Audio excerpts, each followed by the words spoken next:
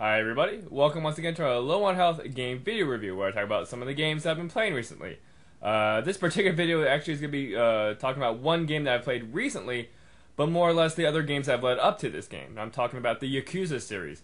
The Yakuza series is a series that I started playing back in 2006 and was brought over here by Sega. And it's just really one of those series that I enjoy playing because it really reminds me of Shenmue, which is, of course, an old Dreamcast game a lot of us probably have or have not played. I like Shenmue, in which case it was kind of a nice, solid, localized area that you play in a game and whatnot. It was just very detailed. A lot of like mundane environmental details. You could pick up stuff that are on shelves and just the little nuances in the environment, which I just loved immensely.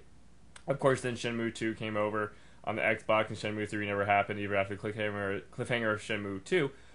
But what happened was Yakuza has filled that kind of Shenmue void, in which Yakuza takes place in, a contemporary kind of a Japanese kind of Tokyo-ish Akihabara type of town, and you basically play as the Yakuza doing stuff and whatnot. Now, like I said, the first one came out in 2006 over here. I played it and I enjoyed it, even though it had English dubbing, which was a horrible choice, and they learned from that. But it sold well, and they brought the second one over, and I'm of course going to start the trailers here left and right. And kind of one of the good staples of the Yakuza series is it has a really good storyline. The combat is very visceral. It has very much like fisticuffs, fighting, and not a lot of gunplay or whatnot. But it mainly takes place involving this main guy, Kazuma Kiryu, or Kiryu Kazuma, however you want to say it. He's just very much the ideal kind of a Yakuza guy, and he's just very cool, just over the top, oozing of coolness and just awesomeness. But I had played it the first one and enjoyed it. Played the second one and enjoyed that one even more because they added so much to it. And the really cool thing about the second one, it was actually just Japanese dialogue only. It was just as detailed, and you could explore the town and whatnot. The plot was really good because it was a nice solid continuation from the first one. What I really liked about the second one was the side quest. It had a lot of wacky kind of Japanese hijink side quests, and that's something that actually the other ones haven't really had that well. But the second one I played in 2008, and it actually got my Game of the Year of 2008. I enjoyed it that much, even though its ratings weren't theoretically by the numbers that great. I enjoyed playing it, and I just really thought it deserved my Game of the Year. Next one I'm going to talk about is going to, of course, be in between Yakuza 2 and Yakuza 3. They actually released a Yakuza movie, which, of course, the Japanese love doing this, taking video games and making movies out of them, and to do a basic kind of Yakuza drama was simple for them to do.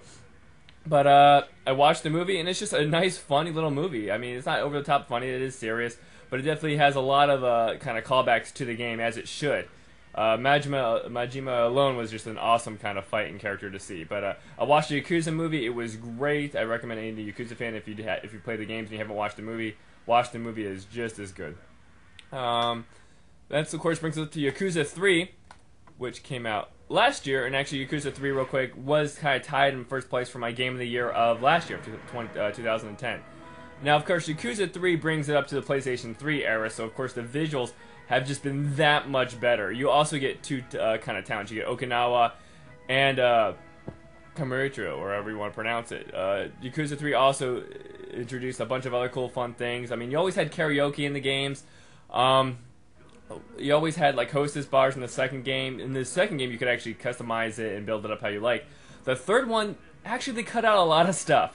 While they added 2 locations and the usual plethora of stuff to do, they took out the hostess club because they felt Americans weren't going to enjoy it. They also took out a couple of these side quests because they were too Japanese related, and they felt Americans weren't going to get it. And you can kind of start to notice that as you play Yakuza 3. You start to notice some of the side quests were lacking. Unfortunately, I think a lot of the side quests in Yakuza 3 revolve around loan sharks and people lending money out and you having to go get them or justify them, or people being screwed over by the loan sharks and you beating up the loan sharks. It seemed a lot of the quest revolved around that, and that kind of just got stale after a while. The story also was kind of meh. I didn't really enjoy it as much as I did the second one. But once again, with the visual polish alone made Yakuza 3 just that much greater of a game, and I really enjoyed it. Like I said, Yakuza series is one of the only series that I actually will buy. I buy the games, I don't rent them.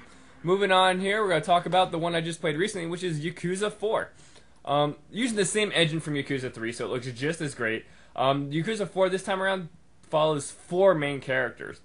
You basically have a moneylender, which is kind of funny. After I bitch and complain about a lot of side quests involving moneylenders and whatnot, you play like mainly the first 7 hours as a moneylender, which is okay. Actually, I like the guy. He has a different style. It's this gentleman right here. That was fine. And then the problem with this game is it gives you 4 characters and you kind of play through them. I wish they kind of intertwine them, like you play this chapter as this one, then you go back and forth to see how things unravel.